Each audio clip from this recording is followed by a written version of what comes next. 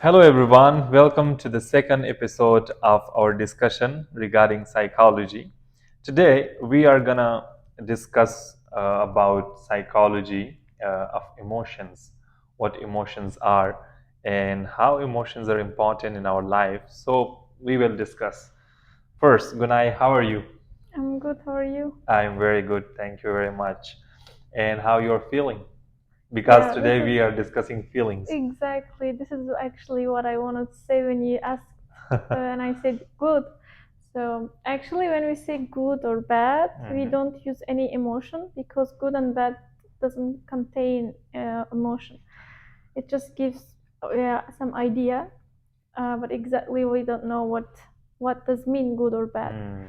So that's why when I say that's why how you feel and which emotions you're having right now is gives much more clear idea about me when you ask this question. And I am feeling excited that That's I will talk about psychology. uh-huh. I feel relaxed because I don't know I like this.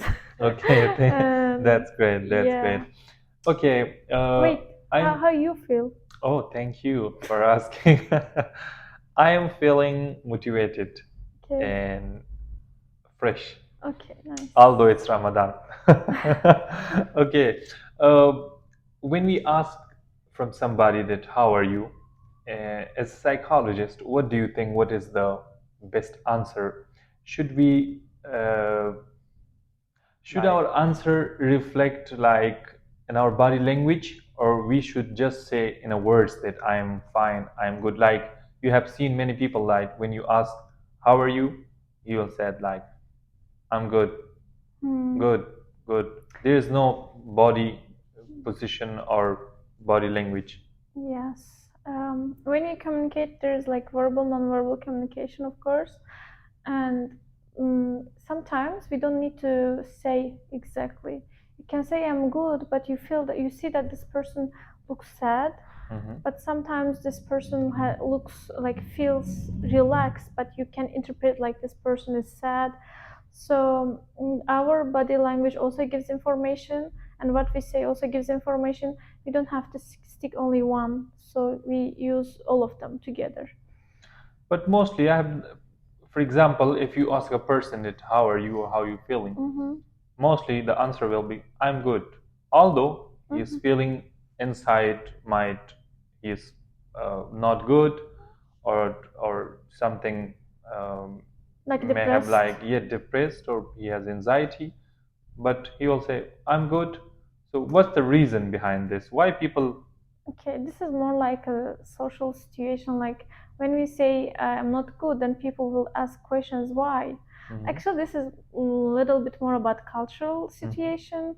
For example, in my culture, after saying hello, you should ask how are you, and this is kind of reflective way of talking. You say hello, how are you? Hello, how mhm. are you? But in some cultures, if you say how are you, the people take it like a serious question and try to understand and like give answer. So this is more about cultural situation that you don't want to explain everyone how you feel. Okay, uh, we are talking about emotions. So, what do you think? What are emotions and how do we experience them? Hmm. Like, So emotions actually gives information about us and about others. It's kind of mm, in a more basic and primary way. mm-hmm, Emotions is the basics of self-awareness actually. mm, What I mean, for example, if I say how you feel and you start to think how you feel, and when you realize that I am feeling anxious or happy, you have some awareness that about yourself. mm-hmm, So actually we use our emotions to be aware about our body and what's happening our mind. mm-hmm, For example, I say how you feel, you say hungry, like mm, how you feel hungry, like you need to have this emotion and this okay, it like right now, like hunger, like it's not the same, like I feel happy. One is ah, emotional, one is physical, but uh-huh, still I want to show the connection between them. For example, when you say I feel hungry, Yes. it gives you information that okay, right now you need to eat something. And Mm. when you say I'm sad, it means that you have to look for what is the reason so you can fix or do something about it, you know. So if our emotions helps us to know what I need. Okay. Okay, I'm interested in the. I've read this, I think, in my bachelor's that there are two kinds of emotions. One are primary emotions and one are Mm-hmm. secondary emotions. So, would you like to just brief us regarding this? Yeah, actually, some people say feelings and emotions are different, Mm-hmm. and but nowadays everyone use them like a synonym, like the same idea. But in psychology, a lot of psychologists differentiate them, and emotions usually are more primary, feelings are more like societal. For example, there are some emotions that are primary, comes from our childhood, like anger, aggression, fear, Mm-hmm. which most of animals has this too. And but the feelings like And how? Okay, I will ask another okay, question there because you're discussing yes, genetics. How much genetics is play a role in our emotions, like from parents or from the grandparents? Like how genetics, the role of the emotions in the okay. genetics. So when it comes to feelings, for example, happiness or feeling proud or shy or envy, this is much more advanced feelings that Mm-hmm. we use more like them feelings rather than emotions. But I think we can like mix them because it's like too much. Let's say psychological term. Like in daily life, we just say all of them as an emotion, and this is more like about a high level of animals and Mm-hmm. humans Mm-hmm. that they have, and this is comes from society and high level of consciousness. And yeah, this is like when you're a child, you don't born with feeling of shame. We Mm. learn by time. Okay, societal part. Yes, for Okay. example, dogs Mm-hmm. usually they don't feel shame by their own circle, but when they start to live with animal, like sorry, Humans. humans, Yes. we they start to feel shame. They Uh-huh. learn society like from society. Okay. So fear, envy, anger, disgust, Mm-hmm. and play. They are the basics emotions. And this was basically my question. That next question, that how emotions influence our behaviors and our thoughts. So you mentioned that yes, for example, you give the example of dog. That Mhm. if dogs are living with us, so they can Mhm. change or they have influence in their personality. Yeah, and actually, when it comes to your question about genetics, Mm-hmm. so when it comes to basics like fear, anger, and disgust, and happiness, and play, which they are the basics. Mm-hmm. Um, Fear has a function to protect us. For example, if there is something dangerous, we have to feel fear so we can protect ourselves, Mm-hmm. or we have to discuss from bad food so we can protect our body, or we have to feel happy so we can aware that okay, this is something good, I have to keep doing that, or we feel anger because there's injustice or something negative, so we have to have some motivation to change it. So there are some functions behind that, and this is like, for example, fear, disgust, anger, and happiness, they are the basics that you need to survive as a living being, Mm-hmm. and animals and humans, all of us has. And this is about genetics. Okay, and how about the feelings types, like in humans and animals? Mhm. They are the same, the quality of the emotions, or they're different in humans and animals? So Like mhm. anger, like love. Mm-hmm.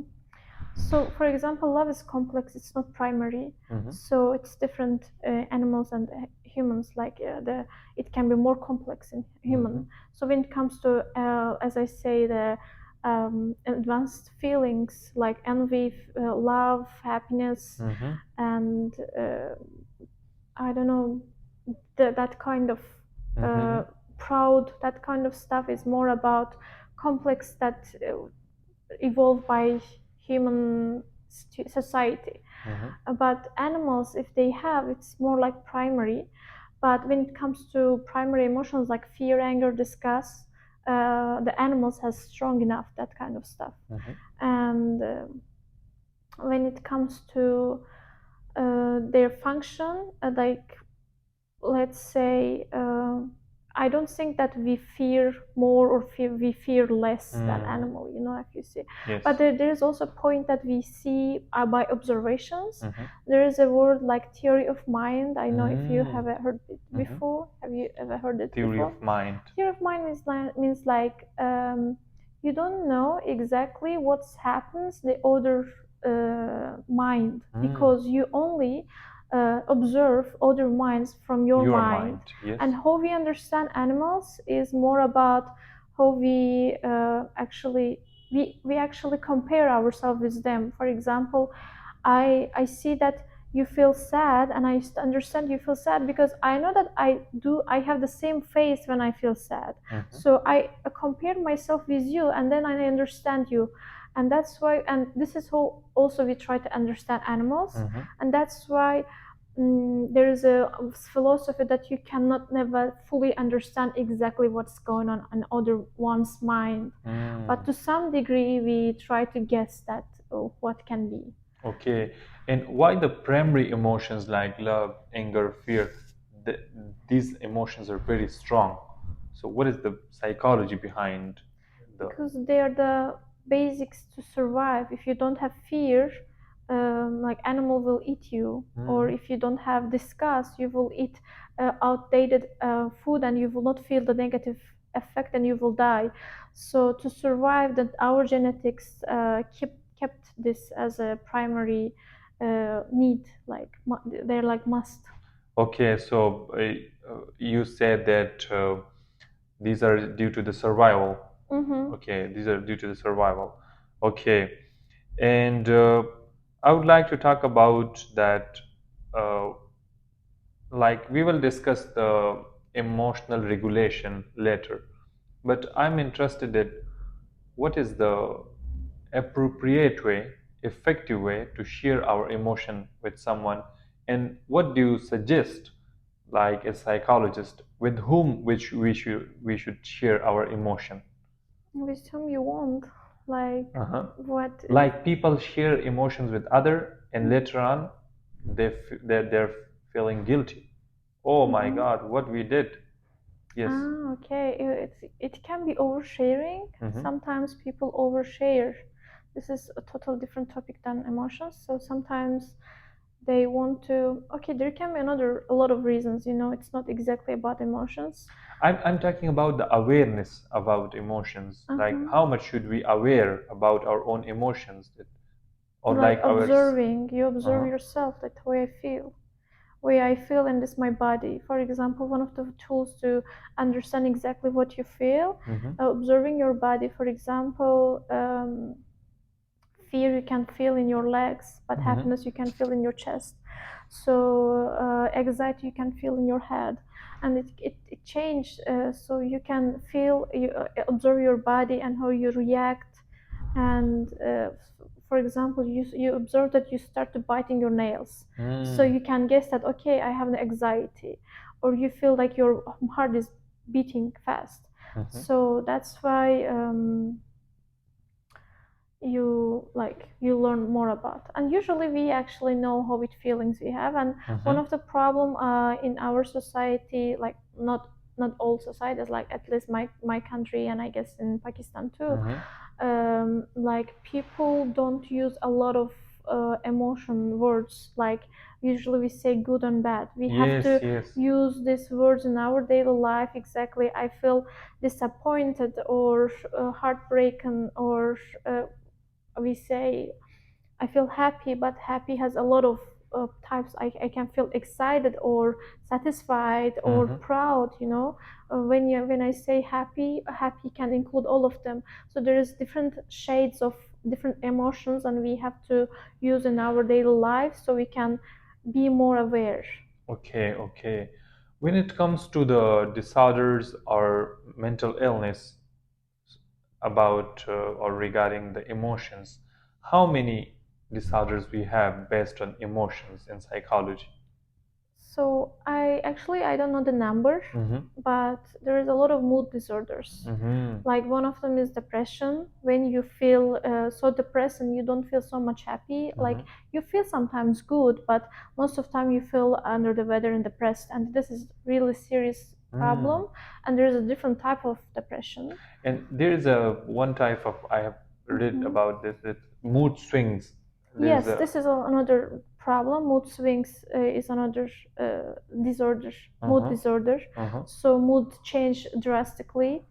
And there's another mood disorder is anxiety. You feel like anxiety all the time. You this feel this like nervous all the time, and get fear about for future or something.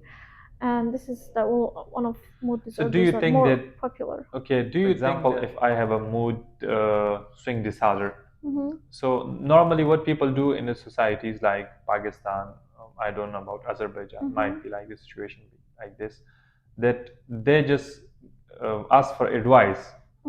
I have this, and they will ask from their teacher, from their chemistry teacher, from their physics teacher. They're not professionals, right? And they will just give them the general suggestion. And they think that we have this problem, this mood swings, and it really affects badly a person. And they will not go to any psychologist or to any professional. Instead of, he or she will ask just for help from a normal person. So there is a point when it comes to disorders, psychologists don't diagnose. Psychiatrists are diagnosing. Let me give you clarification what's the difference between psychologist, psychotherapist, and psychiatrist. So psychiatrists are doctors, they studied medicine. Psychologists are like 4-year bachelor degree, like I am psychologist. And psychotherapists are doing therapy, and psychiatrists and psychologists, both of them can do therapy and become psychotherapists. And when it comes to diagnosis, psychologists don't do diagnosis, but if you want to have diagnosis, you go to psychiatrist. So, and in the society, everyone don't go to psychiatrist. Like it will be great if everyone goes, to check how is the situation or something. But if there's lack of psychologists, if of course internet is full of information, but when it comes to mental health, it's not like enough to just check from internet to see how is your mental health. But you can read books, learn about a lot, but this is also something you do. For example, if you can't go, like if you don't afford the money, you can go to psychiatrist or psychotherapist. It's nice to get advice. Maybe it will not be helpful. Maybe one people can get advice from it. Maybe one person will get negative effect. I don't know. But this is kind of also about the level of development stage of the society where they are. But what is important, of course, improving self-awareness and education about all that kind of problems. And I also want to say that sometimes people are observing themselves too much, and when they feel a little bit down, they start to think that they have mood swings. But it's okay to change your emotions. Like when it's disorder, like we like as a society, people, when we start to learn a little bit psychology and disorders, they start to like diagnose themselves. You like it's not okay to diagnose yourself. Like as you said, a lot of people have mood swings. Like you're not psychiatrist, so they really have. So that's why maybe their Due to their situation is not that much bad. symptoms. From their symptoms, yes. And we can guess, but still, like as we are not professional about that, it's not good to say if someone has this or not. Okay. So we should not judge Yeah, anybody. we cannot decide. Like, Okay, that's nice.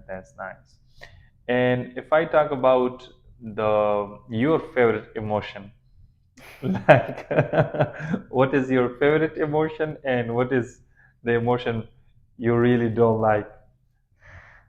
okay, like each emotion has function. You cannot just say that I don't want to have discuss of feeling. And I was thinking that you are a psychologist, so your answer will not be like love this. Yes, like You can understand the. when we say like I don't want to have discuss, then I will. If I don't have discuss, I will eat this outdated milk, and I will have some problem. You know, I Yes, yes. cannot refuse from those feelings. It protects us. So that's why I really appreciate each feelings, each emotions that we have because they have function. We need to understand them, and I like them all of them. But Mm-hmm. I feel happy when I feel happy. So feeling of joy, I think is everyone likes. You know, Okay, as okay. a like it's kind of our genetics that we like. Okay, what is the psychology behind this? That when we are happy, the time passes so quickly, and when we are sad or we Mhm. are depressed, time it's like freeze. Yeah, because when it's like you feel good and like our perception of time is like relative, as you say, human mind is tricky. We don't perceive everything as it is, Mm-hmm. and including time, and our emotions affects how we see, how we perceive, everything. And a negative emotion is something that we don't want to feel Mm-hmm. most of the time, and we try to escape from it, and trying to escape from it make it hard to stay in that situation, and it makes the time is not going. But when we feel happy, we don't try to escape, we are just there and feel happy, and this just change the perception about time, like, yeah. Okay, okay. Can you just talk about little bit about the emotional regulation, a few steps like for self-awareness, like what should a normal person or a common man can do to just regulate their emotion? So emotional regulation is there's okay when there's like a lot of emotions, and we don't know what to do with these emotions. Mm-hmm. We can distract ourselves at the beginning, like walking or listening music, or doing something that doesn't require mental energy, or you can just do to have some time space for yourself. After a while you need to face these feelings and accept them, try to understand where in your body you feel Mm-hmm. what, then you start to like talk about with someone that you trust, that Mm-hmm. you know that this person will listen to you, or write down your thoughts or feelings if it's too much, or you can start to name it. You know, when you talk, you have to name them. There is a studies that when you name the emotion, Mm-hmm. the effect in its effect in brain decrease drastically. Mm. So when you know what is that, you start to feel better. So that's why it's important to know which emotion you feel and to name them. So after naming them, then you can have clear view exactly Mm-hmm. why I felt like this, and Mm. what was the reason behind, and what and then you can actually try to see different perspectives that okay, so our emotions are directly connected with our thoughts. Mm-hmm. Like if we feel, for example, happy because under it there is a thought. Mm-hmm. For example, I feel happy because I think that this is so good, Mm-hmm. and I feel sad because someone was so mean to me, for example, Mm-hmm. because you have some thought behind that feelings and emotions. And the next step should be what the thought I have behind this emotion, Mm-hmm. and then you have reality check, like how is real my thoughts. Mm-hmm. For example, you can feel sad just because your friend didn't say hello today, Mm-hmm. and you interpret that he doesn't care about me, Mm-hmm. and this feelings gives you sadness. When you find that why you're sad, you see that because he didn't say hello, and you try to change your perception that maybe not because he didn't care about me, maybe he was busy. You Mm-hmm. try to see different options and Another different perspectives. perspectives, Mm-hmm. and this really helps to have clear, healthier mental health. This is something that everyone needs to have. This ability, this is like cognitive reappraisal Mm-hmm. in psychology as a term. When you do cognitive reappraisal, you change your view the situation and analyze again. You're having this reality check, and you can like ask other people advice or write down. You try to think your own way or Google it. Like you can use like collect information, for example, about the situation. Just collecting information also decrease mental health problems. Okay, when we are happy or we are excited, why we want to share our happiness with others? Like, I know that we are humans and we are social animals. Yeah, this is the But reason. yes, but what is the psychology behind this? Yeah, like Why one person want to share, like to feel good? okay, this will go a little bit existential psychology maybe, but as you said, human need human, and when we are with someone, we feel safe. Mm-hmm. This is actually comes from past, because in past we were not living in a safe environment, and people were not able to live alone like today. Today you are able to live alone without any society. You cannot have friends. Like it's possible, of course it will affect your mental health negatively, but it is possible to survive, what I mean. But in past it was not possible to survive. If you are not in your tribe, you will die outside by another animal or something, like a very very long time ago. And this is really was in our mind, our genetics, that being in circle surrounding by people gives us feeling of safety, and it's important to survival. That's why today, even though we are able to live alone, our mind still works with the old version of humankind. So still we are required to be surrounded by people, and that's why our basic need to share someone, when you share something, this is connection, and when you have connection, it gives you feeling of safety. This is your basic need. Okay, that's really nice. It really amazing to see how emotion works and how emotion affect our thoughts and behaviors. So it is really nice. So now, thank you very much. It was really an amazing session, and I hope that my audience enjoyed this session. So if you have any question, we will address your questions in our next episode. So ask the questions. You can ask me from through my social media accounts, or you can just drop your question in the comment section. Thank you so much for watching. Thank you.